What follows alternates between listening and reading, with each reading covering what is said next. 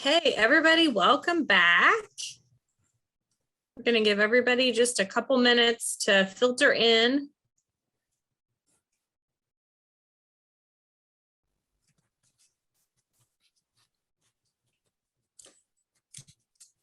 And Lindsay, you're up first, right? Yes.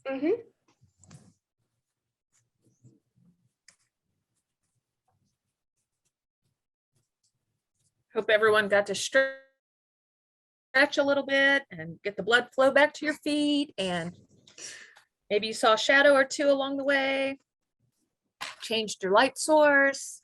Get some of that natural light. Take a moment, take 5 minutes and stand in the sun. Barbie Little is Maggie's mom. Oh my gosh, the world famous Maggie Little, a celebrity.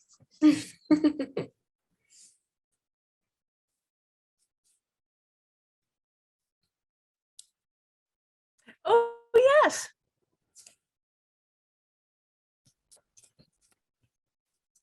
Yes, Maggie is a LEAP trained educator. She and I actually got trained together. Oh, got it. That's wonderful. That's really cool. All right, Lindsay, are you ready? Are we ready to get started? Okay. Yes. Are you going to share my slide for me? Yes, I will be your slide person. Thank you, Jocelyn. You're welcome. Oh, hold on. Now I have to go back. Give me 1 second here. We're gonna go back through here. If there's anybody who hasn't, for whatever reason, filled out the form, the link to make sure that you receive your kit, put that in the chat and we will make sure that we share that out, because we definitely want to make sure that everybody is all signed up. If you're coming to the training, you've been here for both sessions, we want to make sure you get your kit of stuff to be able to do your programming. So, okay. Wonderful. So we left off with Barbie modeling the LEAP workshop for us. So now we're just going to reflect on some things that we noticed that we saw while she was modeling the read aloud for us. So we engaged by looking for lights, doing the hand shadow before the book was even read, so that youth had that prior knowledge. They were already thinking about shadows, and it kind of just stimulated the conversation from the get-go. And then we read, Barbie read aloud the book, had that interactive story time. There wasn't a page that she didn't have that rich conversation going on. She was asking questions. She was, making connections for everyone and facilitating that story and making those scientific connections. And then after, she encouraged you to find shadows or make your own shadows around the house, around your room or your office. And then she reflected on those science skills, and that you talked about, what was the science, content in terms of making light and making shadow. So we kind of went through each part of that workshop sequence. And then next slide. This can be adapted virtually like we're doing today. You're going to maintain the structure and the order of what is being modeled for you, but the sections are shorter than they would be if this was in person, because we all have been there with Zoom fatigue, and we know that short Zooms are great Zooms. So just keep that in mind, that you're going to make sure that you're doing each section of the workshop in a timely manner. You're going to create a multi-sensory experience using slides and visuals. So this slide deck is available, and making sure that you have those visuals like Barbie had, where she had the white paper. She was making shadows as a demonstration to kind of spark some engagement there. So you'll have some materials involved with it if you decide to do a virtual adaptation. And then reminder to use the core 4 strategies to keep the workshop interactive. And then another note, do not record sessions because you are reading literature with, copyright. That's an issue. So that's kind of like the major criteria for adapting this virtually. And there is a handout that kind of details it further for strategies for adapting Leap into Science workshops for virtual settings. So next slide. Yeah, so preparing for your light and shadow workshops, you're going to gather and test your materials. Some things are a little bit easier to see on a Zoom screen than others, so it's always nice to practice. Test your space. Is it dim enough to make a shadow?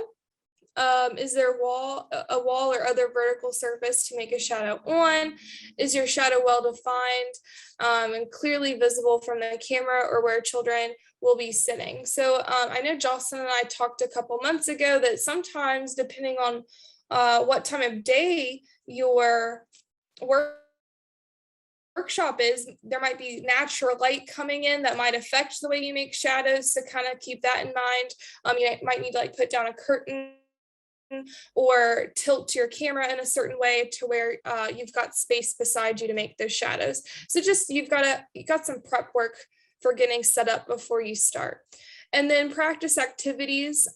So you're gonna have to practice making those shadows with one hand while you're looking into a screen. That's hard, isn't it, Barbie? Yes. And then you're also gonna want to read over that book that you're reading. And like learning how to kind of time yourself with the slides if you're doing it virtually. All right, so next slide. So we're gonna have a quiet storm for 3 minutes. So this is just to yourself, and then we'll post in the chat. So what examples of the core 4 did you see modeled as you experienced the workshop? So we're gonna have about 3 minutes, just have a quiet storm, and then we'll gather all of our ideas and thoughts into the chat.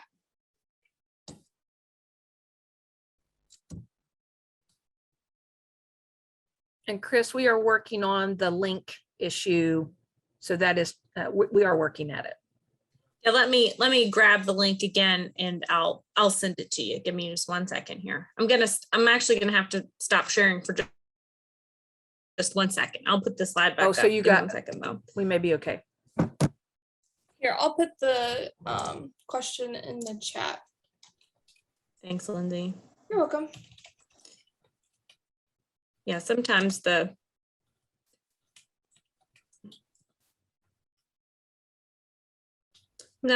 accidentally, we forget to like copy like the last letter of the link and then it's not anything. Let's see. All right, let me try.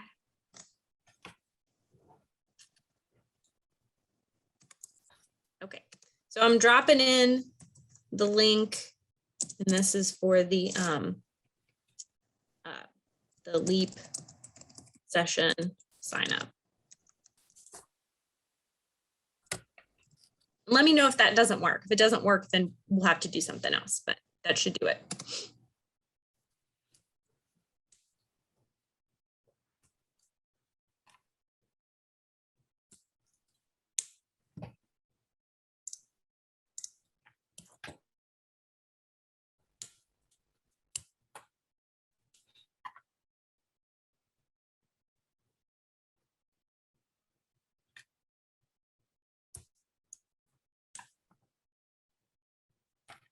Okay, a couple more seconds and then we'll get started again. Some people are already typing, which is wonderful.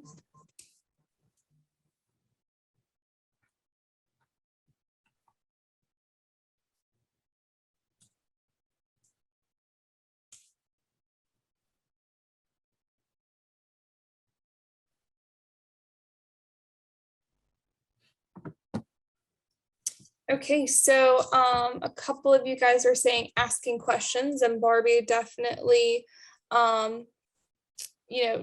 made it a point to ask questions along the way and to build upon what you guys are saying in the chat and asking further questions, encourage scientific thinking. So she was, doing the read aloud with that in mind to make sure that she hit those scientific thoughts? Open-ended questions, being encouraging. Yeah, it was fun. It was a good book to read, a great story, making connections. So, have you ever experienced the power going out? That was something that, a lot of us could identify with. It was fun, all four. Yeah, it was super fun. Wonderful. So you guys definitely picked out the whole, the core four, where we asked questions, we made connections, we had rich dialogue, and we encouraged scientific thinking. So Jocelyn's going to go over the elementary light and shadow workshop. Yeah, so this is just a recap of what we talked about, like getting prepared. So when you're leading the elementary workshop, so what Barbie did was the preschool workshop, which was very simple. We're reading a book, we're doing a couple hand puppet thing, or the shadow things. So the elementary workshops has a little bit more. So we're going to engage. So we're going to look for light and shadows just like we did before. And you're actually in your kit going to get a set of blocks. And so this is just an example. So it's a round, like a cylinder block. And you can actually change the shape of the shadow, right? Because if you hold it on end, it's just a round circle. But then when you tilt it on its side, then it looks like a column. So you can have a deeper conversation about what those shadows are. You read your interactive story. And there's actually, so the book that Barbie read, Blackout, is included in the kit. But if you have a favorite book about shadow, about light, you can absolutely substitute that in, just as long as it's related to light and shadow. Maybe you have a book that has like just great art that shows, different shades of light and dark. You can absolutely substitute that in. So then you read your story. Then you're going to do a little bit more of an exploring thing. You're going to investigate some block shadows. So kids are going to build some towers and some different structures and see what kind of structure they make. And then we have some shadow challenges where the kids take the set of blocks and try to build the shape that will make a shadow that's on the card, which is super cool. So kids are using that spatial relationship. They're doing that problem solving, sort of like a puzzle to make those different sort of shadow shapes. And then, same thing, we talk about what is a scientist, and you can read part of the book, what is a scientist, or you can just talk about the reflection questions. And so we have questions like, what are some things you did to change a shadow size or shape? Did anything happen that surprised you? What was it? And then how were you like a scientist today? So the elementary version sort of just takes it up another notch, and you're going to have a little bit deeper conversations with those core four. So now we're going to talk about the family light and shadow workshop. So all of the pieces are basically the same. You're just going to add in a couple more stations and a couple more interactive pieces. So that way you can accommodate multiple families at a time. And again, all of this stuff comes in your kit. So the only thing you'll have to do is replenish any consumables that you might use as you do all of these different sort of activities at different times. So with a family workshop, you have stations that you're going to set up ahead of time. They are self-directed, which means this would be a great opportunity to like partner with like a library and have like an open space, or even, like at a family night at your child care center. You have everything set up ahead of time and people can just move around on their own. It's designed to be done by more than one person. So everybody will benefit from having a partner. So, if it's just a child and a parent, that's great. It can also be like whole family can come to a station together.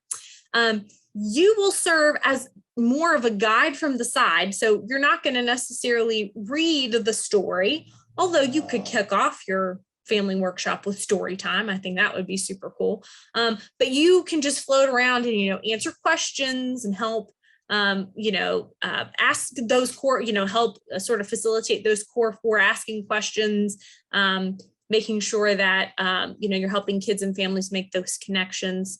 And then, like I said, you can start with the reading group with everyone together, and you can end with a reflection if that works for the group that's coming in.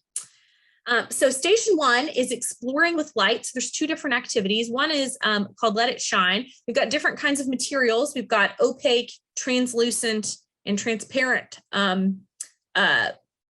materials. And so we have flashlights that people can shine those objects on or through. And then there's it talks about how there's a difference between opaque, translucent, and transparent. We also have a colors of light, which is, excuse me. We have like the little colored sheets that go in front of a light. So we have like yellow and blue and magenta, I think. And then people can see how the color changes as you put the little, the cellophane in front of it. And then it has like a challenge, like, you know, what colors could you put together to make green light? Or what colors could you put together to make purple light? So that's exploring light, where we've got flashlights and some different materials to shine through and on. Station 2 is all about reflecting light. So we've got smooth, flat, and shiny. We've got different sort of objects that kids and families can shine the light on, and then they can look and see how the light is reflected in different ways. Or there's a pair of sunglasses there. So what do you notice about if you look at your reflection in a mirror versus look at your reflection in a pair of sunglasses? How does that look different?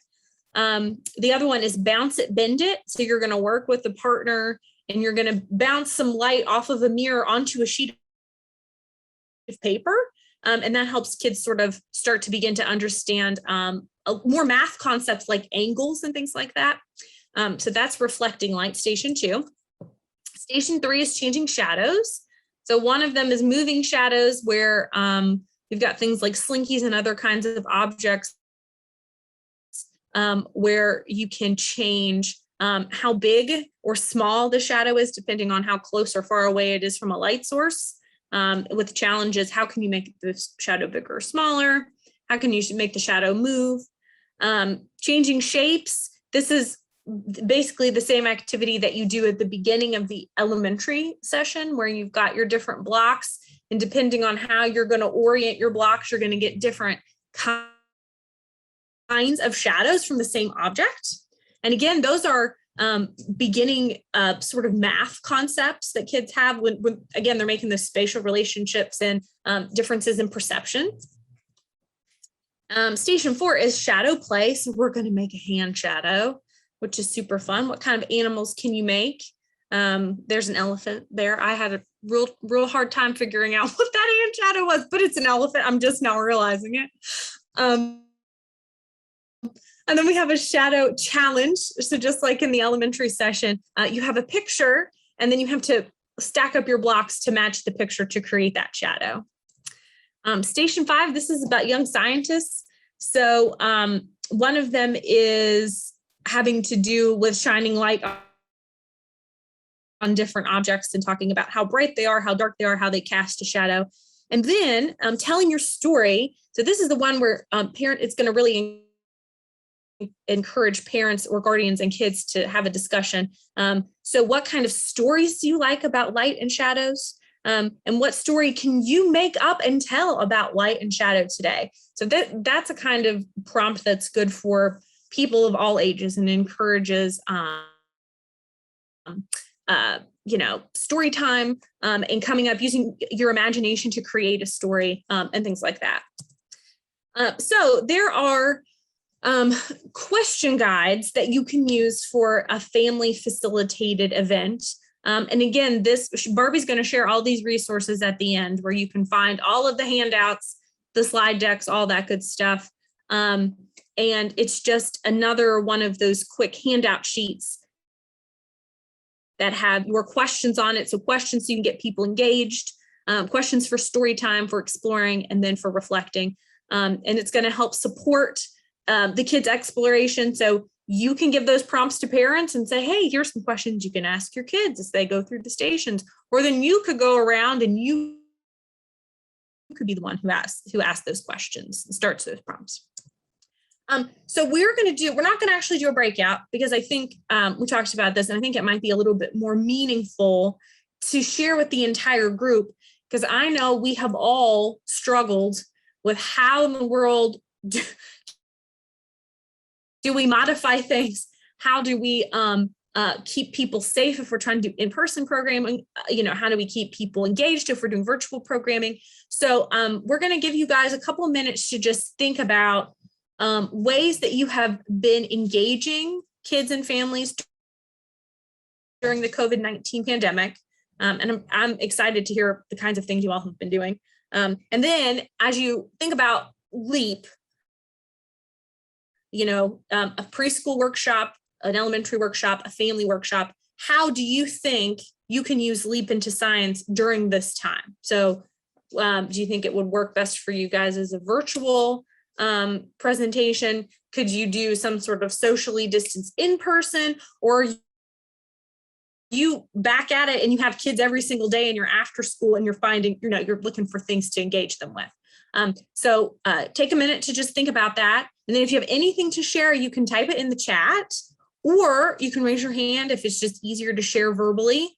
And Barbie and Lindsay and I will be glad to share 2 things that we have done, not just with LEAP, but other sort of things where we've had to make anything that has to do with science, maybe that we've had to make changes to keep people engaged during COVID. And I can't see the chat. So Lindsay or Barbie, you'll have to look at the chat for me. But if you are thinking of anything that you want to go ahead and share, you can type it in the chat or raise your hand and share it with the group. Yeah, I can read for you, Jocelyn. Okay, thanks, Lindsay.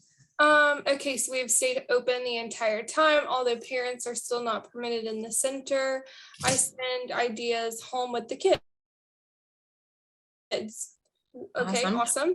And then we are sending home backpacks weekly full of blocks, manipulative STEM activities, etc., to promote learning and positive parenting. It would be fun to send this stuff in the backpack and try a virtual event. Awesome. That's a great idea. Yeah, that's a great idea. It's very awesome. Yeah. We are with children every day, morning and evening. So we plan on doing LEAP into science at the sites we are at daily. Okay, wonderful. And that's definitely what LEAP into science can do for you. It's hard to engage with the parents. They are not allowed in the center. That's understandable. We stayed open when we were able. When not, we had remote activities that were made up to send home. We have been sending home newsletters to keep them informed, as they are not allowed in the center. So maybe add, some of these at home light and shadow ideas in your newsletter. That might be an option. We have also been open the whole time.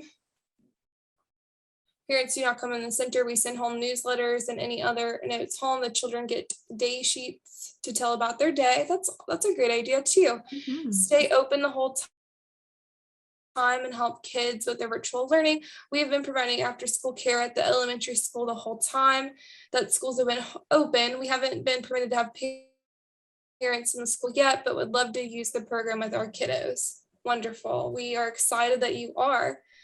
A lot of our families don't have access to good internet, so virtual might be an issue. That's a West Virginia problem, I find.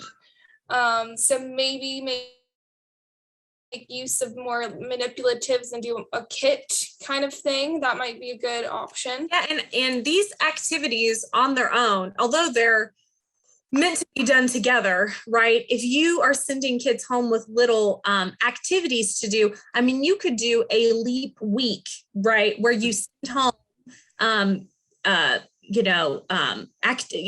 send home supplies, and you say, okay, well, here's your flashlight, and we want you to go home and do maybe the hand puppet shadows one day, and maybe the different whether things are translucent, transparent, or opaque another day. And then maybe parents can take pictures and, send those in, or kids can come and talk about them when they're back and they're like, okay, this is what I experienced. So that's definitely a good way. You can break these things up. Mm-hmm. If it seems like doing a one-time event is too much. There are lots of supplies in the kit. So you have multiple flashlights and various things. So that's very doable. And it's its own form of breakout room. If you send it home and then the kids get to come back and talk about what they did and what they learned, that's still that engaging conversation and can be the rich dialogue. Yeah, absolutely. Wonderful. We have some that will implement this curriculum with our after school and community Christmas event to include entire families in our community. Wonderful. I'm thinking about maybe doing a virtual family activity and doing a follow with children the next day. So just like Barbie was saying, Ashley says our hometown internet provider put up more hotspots in town for children to access the internet. Wonderful. Parents are not permitted. We do newsletters and other various notes or reminders. We made up take-home kits from the Dollar Tree. I like all of your supplies. Eyeglasses, pliers, wire, and other sorted tools for science. These kits worked in conjunction with other science activities we sent home. Wonderful. If I had to do this, I feel like I would pair it with Groundhog Day, maybe with light and shadow, and make that a whole week and talk about Groundhog Day and maybe make some inferences and things in that direction as well. I think that would be fun.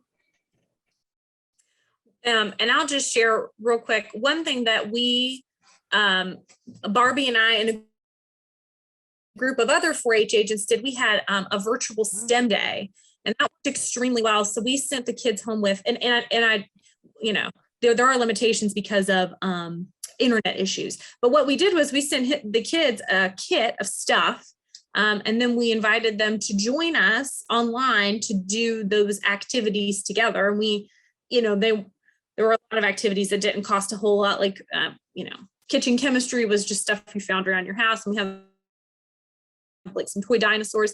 But then we had an option for kids who didn't have that internet access. They still received the same stuff, but they got the activity lesson plan with their kit so they could still participate. So that might be something, if you do have some families who do have internet access, you could send that kid home and invite them to, with their family, maybe participate in a LEAP evening or a LEAP event, but then still give those instructions and say, hey, if you can't get online or you need to do it another time, and then have the kids come back. And I think that is important. And one thing that LEAP sort of focuses on is making sure you have that discussion afterward, right? Bringing in that core 4 and said, hey, you guys did this activity. We sent home that kit. Now let's talk about it. What are some things that you guys did? So, and then Barbie, do you want to talk about what you guys did with LEAP? We did this summer. Your local libraries, some of our, the Library Association is one of the partners with the state team for Leap into Science. And so many of your local libraries may already have, there have actually been 3 different Leap into Science lessons that have gone out: Balance, Wind, and then Light and Shadows is the 3rd. So with that, we did, my daughter Maggie and I, she was a STEM ambassador this past summer with one of our local libraries. We did a LEAP week, and I will talk about that in just a little bit, and did a full week of activities. And we actually did something for each day with one of the LEAP lessons, and families were able to be involved if they wanted to, but they brought their children, and we did that way. And we kind of ran it elementary, and if we had preschoolers there, we threw that in. But it was a great hands-on week for everybody to get to have something to do.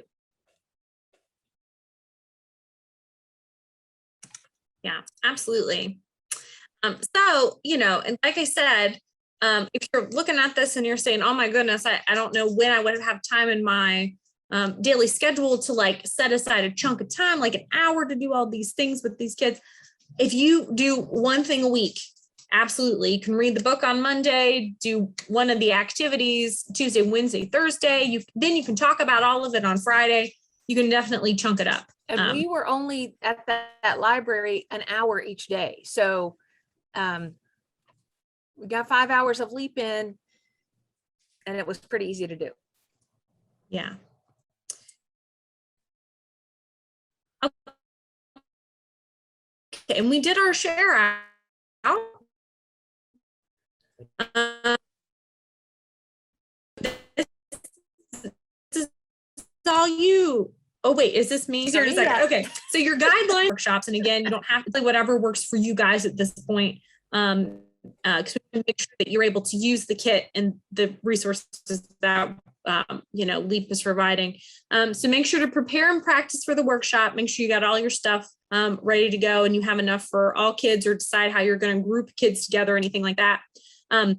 Make sure that whatever you decide to do, whether it's preschool or elementary or family, you want to try to lead all sections of the workshop sequence. It doesn't all have to be the same day necessarily, but you want to try to get all those pieces in. You want to use the core 4 strategies effectively. So whether, you're engaging, families all together, or you're just engaging the kids after they do the activities at home, make sure you try to use those core 4 strategies. And then try to engage children and caregivers inclusively. So it sounds like you guys are doing an awesome job getting families involved, even though they can't be in the building. So just, that's really important. And, if parents know what kids are learning and what they're doing at their after school time, then they can reinforce that at home, right? What's flexibles are the materials. So if you, have an enormous roll of, I don't know, like some kind of paper that's shiny, like aluminum foil, you can sub that in as something, one of your objects that you bounce light off of. The length, time, and location, that's super flexible. Whether you do it virtual or in person, that is flexible. How many attendees you have, totally flexible. Whether you do this with a small group of just your preschoolers, like 5 kids, or you have 40 or 80 kids and everybody does it in your whole after school program, totally flexible. And then your read aloud book, just like I said, as long as it has something to do with light and shadow, as long as you can have a conversation. Like Lindsay was saying, if you've got a great book about Groundhog Day, I think that would be perfect tie-in. So you can talk about the groundhog and the shadow and all that good stuff. Okay. Announce me. Barbie, all right, take it away. All right, we're going to look at resources and expectations for this, for you being trained today. So Leap into Science really has everything you need at the click of a button, unless you're Jocelyn, and she's had a terrible time getting connected in there, but that's okay. I send it to her anyways. They do send you, that's the link for it so that you can get to it. And it is, once you click in there, everything you need is there for printing and that kind of thing, and how to actually run the lesson. The video that we shared earlier is available there. The PowerPoint for this is available there. And this is what it looks like once you are in there. So you would go on the Educators tab, and then the handbook is there for all the different Leap into Science trainings that we talked about earlier. You will receive an email with this for you, so be sure to check your spam or junk mail, because it could be hanging out in there. And then this is what it looks like on the page. Again, the curriculum is there, the information, everything you need is there. And then on the other side, it tells the curriculum and the materials that are needed for that particular curriculum. And as I said, I don't know if some of your programs have already been trained before, and maybe you've received a different kit. That's fantastic. You might check with your local library. They may have been trained, and so you can partner up, or your extension office, because we do have quite a few extension offices that have somebody who is trained. And so those kits might already be available in your county, and you can share. The videos are also right there, so that if you are doing this virtually, or if you want to even share something through an email with people, you can, so that they can do a certain part at home. That makes it really easy to still have people engaged, and then they can talk about it when you're back together. And the expectations that what we need you to do now that you are a LEAP educator. They're in the handbook. There are the expectations, and they are very lined out. Franklin Institute has put a lot of time and effort into this. They did have to do a readjust when the pandemic happened and we weren't allowed to do in person anymore. So that's all been adjusted. The timeline is in there, the resources, Social media, there is ways to share this out. Curriculum and logo usage, because this is a branded logo, and then links for reports. They do want the information back, what's being done.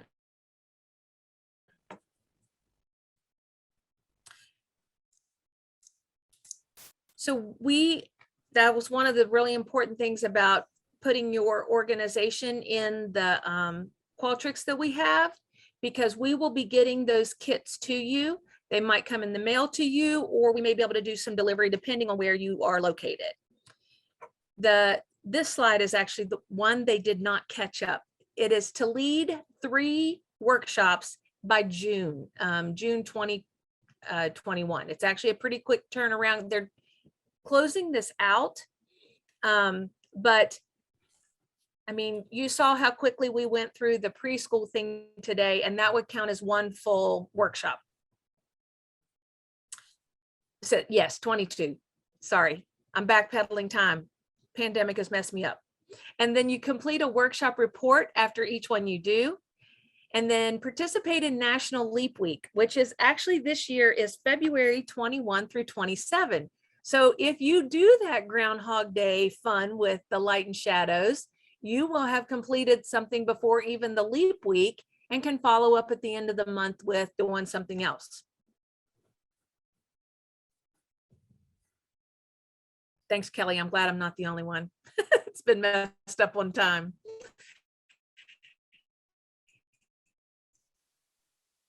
The way we post our workshops and program, they do still want you to put it in the connectory.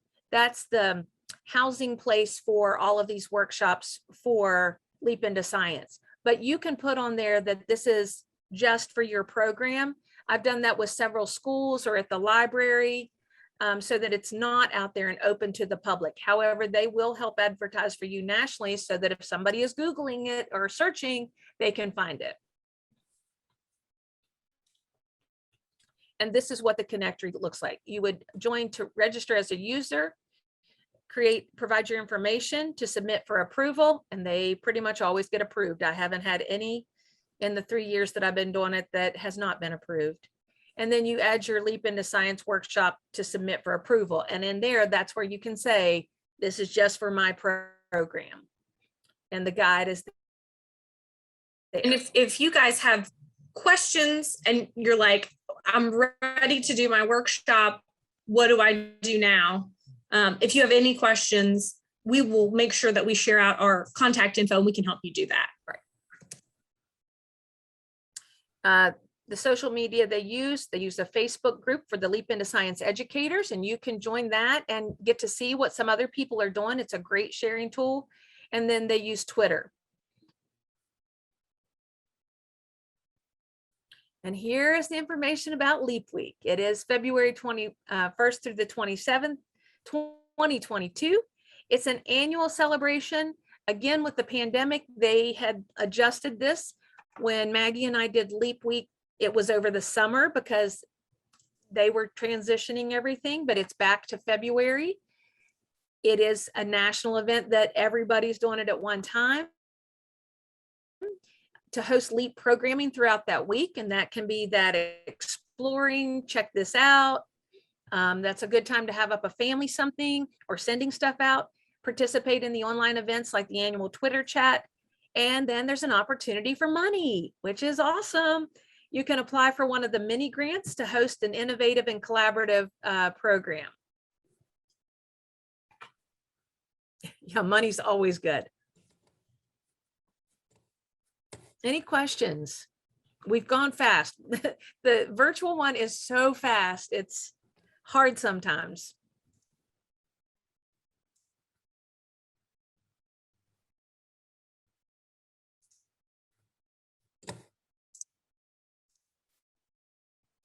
We'll receive all this information without kit.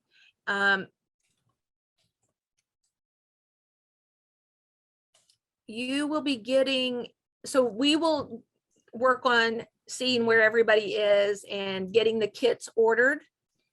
And in the meantime, I think you'll still be able to go ahead and sign up in the Leap into Science website And that way you can start looking ahead and making your plans. Yeah, and if you filled out that Qualtrics, we have your contact, we have your email, we have your contact info.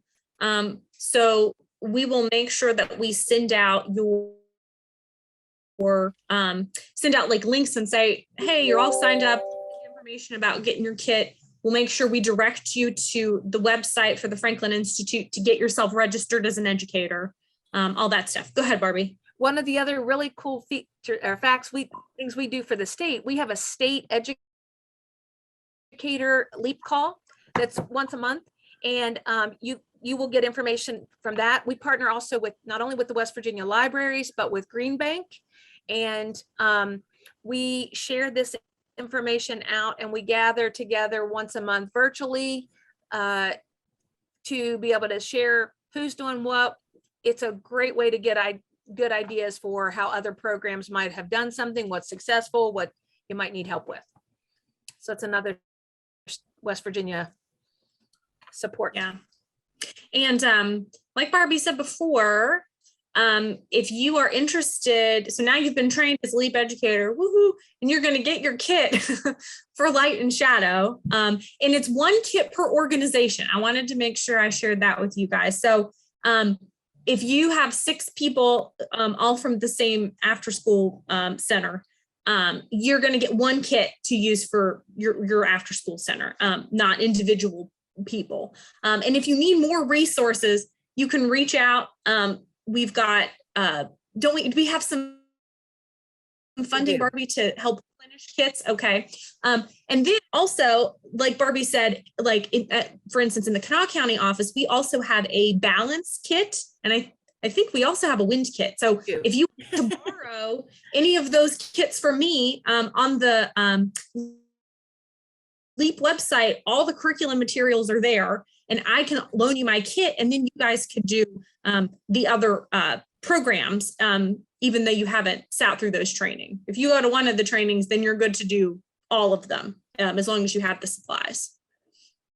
And after having done all 3, the most consumable one is the wind, just by nature of, like you saw with the little girl in the video, and the feathers to try to, so those sometimes you have to buy more of that or have more of that, but they can also be substituted.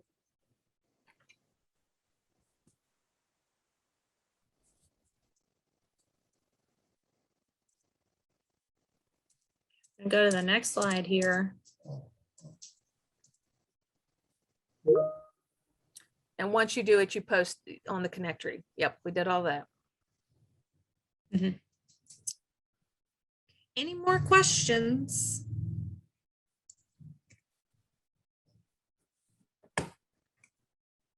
Okay, well, I'm going to share really quickly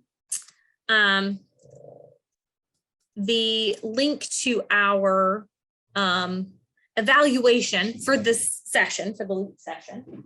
If you have questions. So Deanne says, how we know we got credit for both days for stars? That would not be an us question. Who do we ask? I do not know the answer to that, Deanne. I'm so sorry. I'm not sure if that, yeah, I'm not sure. I'm not sure. Maybe it may be a Susan question. Susan Gamble. Let me grab the Qualtrics link here real fast. Okay. So if you guys wouldn't care to, I'm going to put into the chat a link to just a really quick evaluation for this particular session. If you wouldn't care to fill it out, that would be great. And we appreciate all of you being here today. And again, reach to us for any help or support. We've been there, done that, and are glad to help. Yes, and I'm going to put if we want to put our email addresses in the chat, we'll put those in there, and one of us will be emailing you with more info since you're all registered. But if you have any questions between now and then, I'm going to put my email in here. And again, I'm in Kanawha, Barbie's in Raleigh, Lindsay's in Ritchie. So you can also reach out to us regionally if you've want to borrow things or whatever.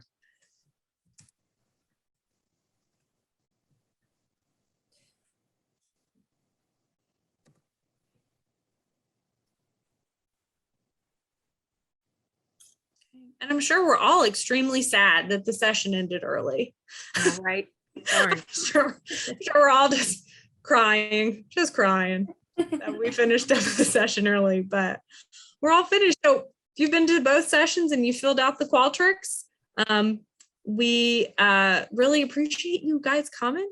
And we hope that you can use LEAP as a tool to help with your students' literacy and science learning.